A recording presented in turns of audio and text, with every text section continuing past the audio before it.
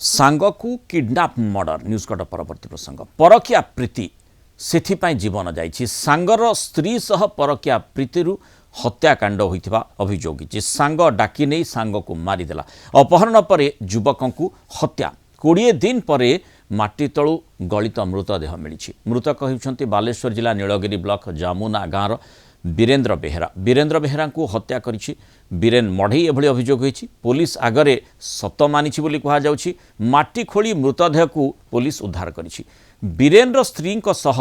वीरेन्द्रंकर संपर्क रहिथिबारु ताकू रास्तारू हटई देइथिला बीरेन एभली घटना घटिथिला मे 25 तारिख रे वीरेन्द्र को डंपर चलैबाकू गोटे फोन नंबर कप्तिपदा को डका जाइथिला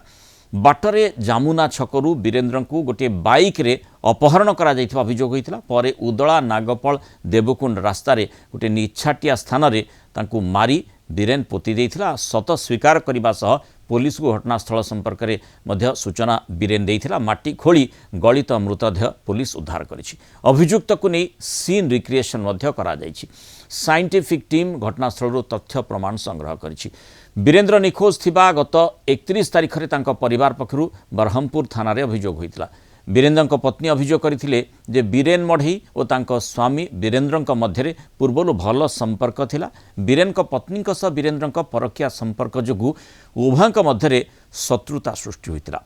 पूर्वर गाँ पंचायत रे मध्य मामला रे थरे फैसला होइतिला तेबे वीरेन्द्र को जीवन रे मारी देबाकू बीरेन एकाधिक थर धमक देइतिला बोली वीरेन्द्र पत्नी अभियोग करिसेंती अभियोग आधार पचराउचरा करिबा परे अभियुक्त बीरेन हत्या करी पोती देइथिबा मानिथिबानी पुलिस पक्षरु कहा जाइछि आंकर बंधु दीर्घ 2 वर्ष धरी की बंधु थिले वीरेन्द्र बेहेरा वीरेन्द्र खंडेईकर स्त्री को सहित अनैतिक संपर्क अच्छी बोली वीरेन्द्र खंडेई जहाँ कहती आज्ञा सन्देह एटा मर्डर कराई शवटा हूँ मारिकी से पोती दे आसी पोती देकी माने राज्य बाहर को बाहरी जाते नीलगिरी रिपोर्टर जगन्नाथ दास जोड़ी जगन्नाथ जो भली भाव में आम घटना देखुचे से माने माने सांग बंधुतारे किभली भाव में कलंक लगे तार चित्र ही या बयान करुच्ची कारण एक तो उभय सांग बोली कहा जाउछि सेपटे सांगर पत्नी सहित जो संपर्क कथा मध्य चर्चा भितर आसुछि से भली अभियोग और से आधार रे किडनैप करी तांको मर्डर करी पुणी माटी तले पोती देबा ये भली जघन्य घटना निश्चित भाव में गोटे मर्मस्पर्शी स्थिति उत्पन्न करुच्ची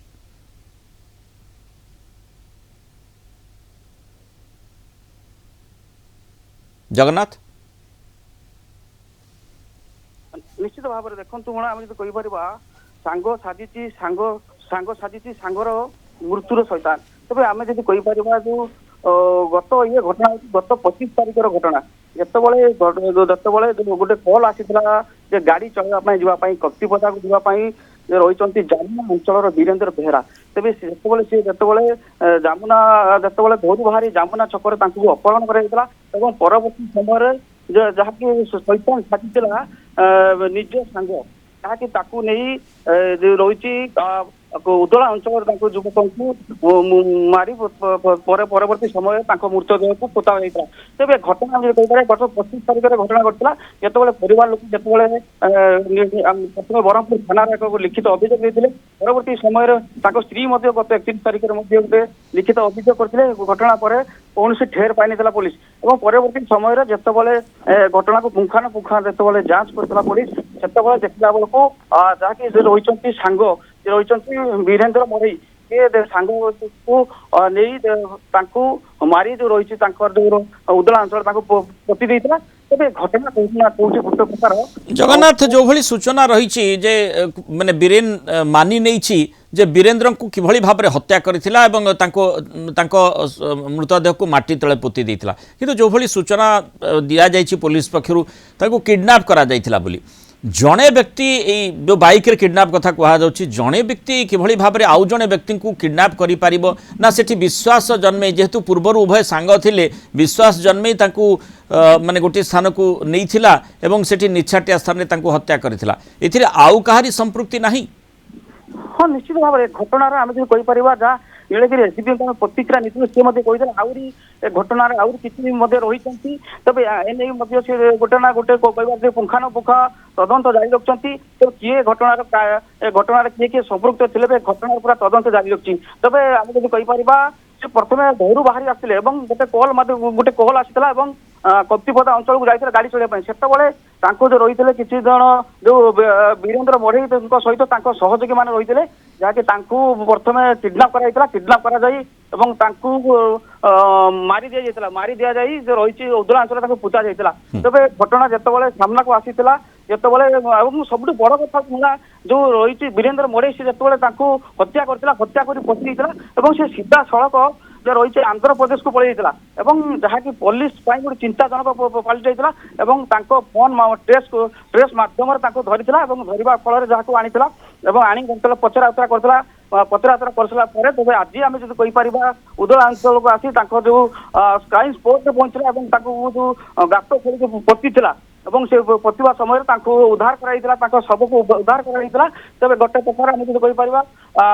ପୋଲିସ ବର୍ତ୍ତମାନ ତଦନ୍ତ ଜାରି ଅଛି। ତେବେ ଏନେଇ କୋଉଠି ନା କୋଉଠି ଗୋଟେ ପ୍ରକାର ଏ ଘଟଣା ପୁରା ଅଞ୍ଚଳରେ